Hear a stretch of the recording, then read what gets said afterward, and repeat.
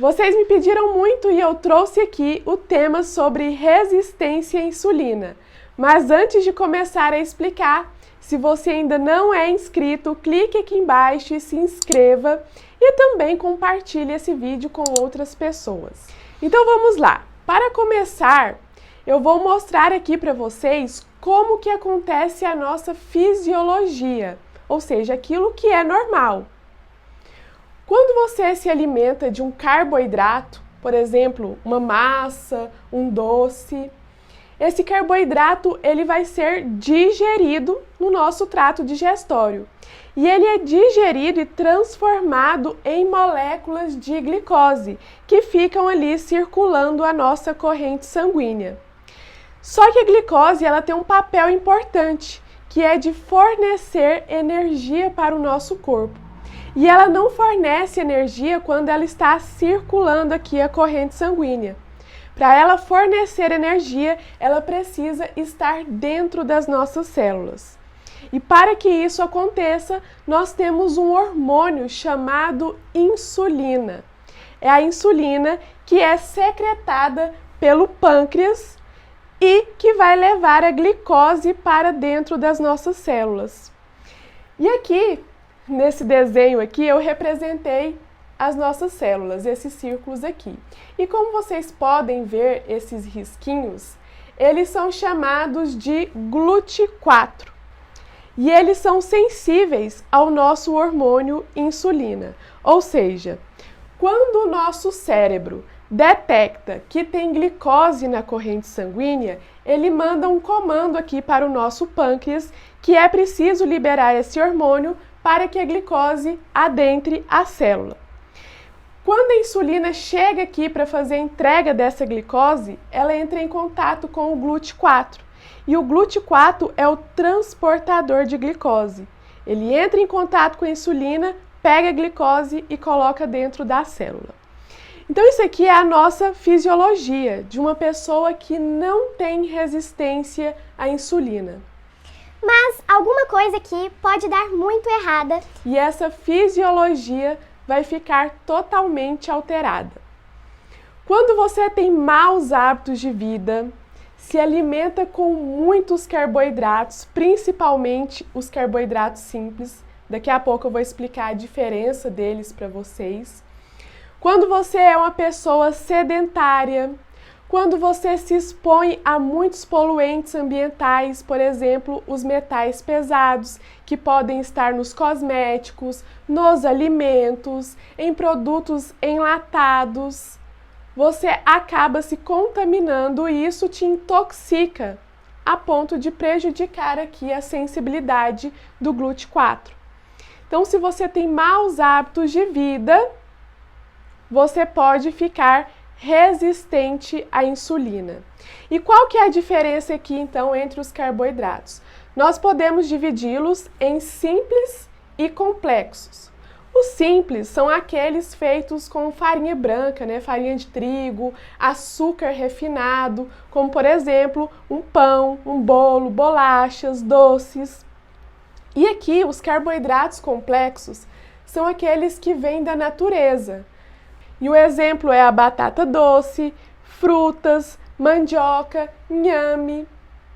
Qual que é a diferença entre eles? Esses aqui, eles causam um pico muito rápido de insulina no nosso corpo.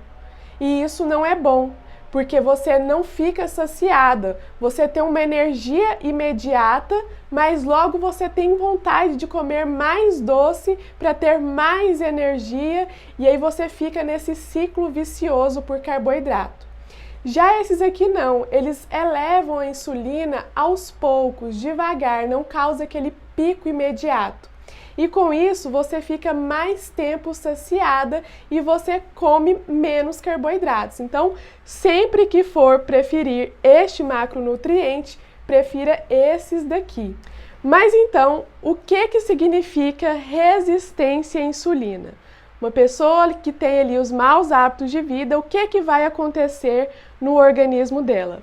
Bom, ao ingerir esse tipo de alimento, ele será transformado em molécula de glicose, o cérebro vai reconhecer aquela glicose ali na corrente sanguínea, vai avisar o pâncreas para liberar insulina. O pâncreas libera então este hormônio, que também vai chegar ali na corrente sanguínea, ó, insulina, insulina. E aí, quando chegar o momento de entrar em contato aqui com esse GLUT4, a insulina está resistente a ele e ela não consegue colocar a glicose dentro da célula. E aí você vai ter um acúmulo de glicose na corrente sanguínea e também um acúmulo de insulina. E aí o cérebro, ele fica lá de cima vigiando tudo. E ele continua vendo aquele tanto de glicose na corrente sanguínea. E ele pensa, não pode. Glicose tem que estar dentro da célula, tem algo errado. Vou pedir para o pâncreas liberar mais insulina. Então o pâncreas começa a liberar mais e mais e mais insulina. E quando vê, esse paciente está com a glicemia elevada e a insulina também elevada no exame de sangue. Porque as duas ficam aqui na corrente sanguínea. Então esse aqui é um típico caso de resistência. E aí, o que acontece? Muitas pessoas vão lá e fazem o exame de glicemia em jejum, só glicemia em jejum. E vamos supor que esse exame deu 85. E ela olha lá e fala, nossa, está excelente. Aqui no valor de referência, até mais ou menos 110, por aí, 120, depende do laboratório. Então, 85 está maravilhoso. E ela não olha outros exames. E o que acontece? Pode ser que se ela fizer o exame de insulina em jejum, a insulina dela está lá em cima. E o que isso significa? Que para manter essa glicemia em 85, o pâncreas dela está trabalhando que nem um condenado. Ele está liberando insulina demais para conseguir manter essa glicose em 85. Então temos um problema aqui. Quando você for fazer o seu exame, você tem que olhar os dois juntos. E mesmo assim, tem casos em que são necessários fazer outros exames, como por exemplo, a glicemia pós-prandial. Ou seja, para que a gente tenha um diagnóstico de resistência à insulina, precisamos cruzar vários resultados de exames. E quem vai fazer isso é o médico. E agora vocês me perguntam aqui, tá, Gabi, mas como que eu faço para tratar isso? Quero reverter este quadro. Tem como? Claro que tem como. E eu vou te dizer que 90% do tratamento depende de você, porque depende principalmente da sua alimentação. Se você sabe que são os carboidratos que causam picos de insulina, picos de glicose no organismo, o que você tem que fazer para reverter este quadro? Você tem que ter uma dieta com baixo consumo de carboidratos. E é importante que você faça essa dieta com acompanhamento de um nutricionista, porque muitas pessoas já falam assim, ah, mas eu já me alimento bem, já alimento saudável, não como muitos carboidratos. Mas quando você já tem um quadro de resistência à insulina, você tem que fazer uma dieta que é terapêutica. Você tem que pesar direitinho a quantidade de carboidratos que você come. Até porque muitos alimentos as pessoas não sabem que tem carboidrato, mas tem. Fica oculto ali, escondido. Inclusive alimentos industrializados que às vezes vêm ali com um rótulo escrito 0 adição de açúcares. Mas quando você vai ler a lista de ingredientes, tem diversos açúcares escondidos ali com outros nomes. Então, por isso que um acompanhamento com um profissional é muito importante. E, às vezes, até mesmo os carboidratos complexos, neste início, seja preciso, necessário reduzir bastante o consumo deles também. Então, este é o principal tratamento. Mas, além da alimentação, você também tem que praticar musculação. Principalmente musculação. Porque os nossos músculos, eles precisam de glicose para trabalhar, para contrair. E quando você faz esse tipo de exercício físico, você está melhorando a sensibilidade à insulina. Quando você malha para valer, faz musculação com força, com vontade, no mínimo 5 vezes na semana, mantendo a frequência, você também consegue melhorar muito a sua sensibilidade à insulina. E claro, também reduzir a exposição aos poluentes. Por exemplo, se você tem panelas de alumínio na sua casa e puder trocar por panelas de aço inox ou panelas de vidro, é uma melhor opção. Utilizar cosméticos naturais, produtos de higiene naturais que são livres de parabenos, triclosan, metais pesados, isso também ajuda bastante. Mas, além disso, nós temos os medicamentos que podem auxiliar. Mas já deixo claro para vocês, 90% do tratamento, como eu já falei, é a alimentação e prática de exercício físico.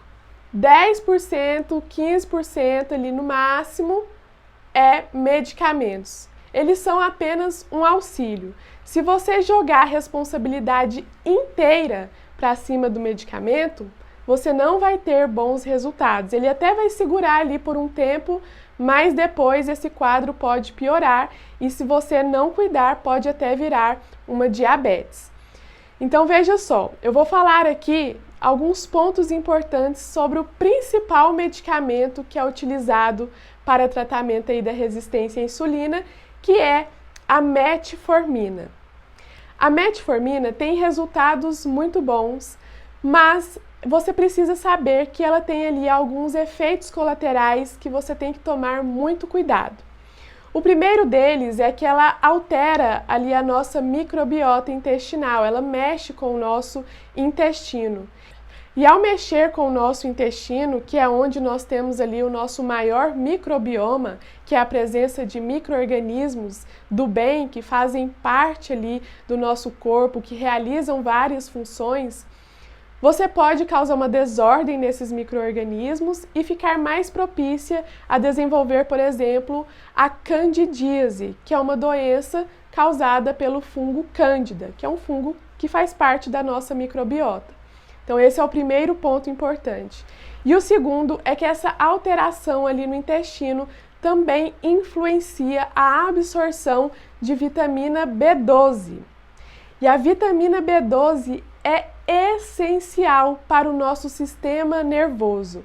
É ela que vai participar ali da síntese de neurotransmissores no ciclo da metilação.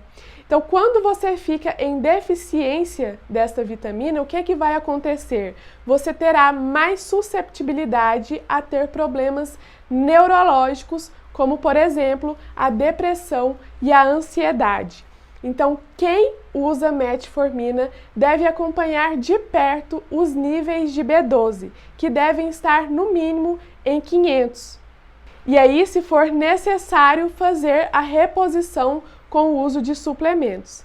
É por isso que o ideal é que você utilize a metformina por um tempo, para te auxiliar enquanto você controla a sua alimentação, enquanto você faz a prática de exercícios físicos e depois que você conseguir este controle, você não precise mais do uso dela, porque medicamentos têm efeitos colaterais.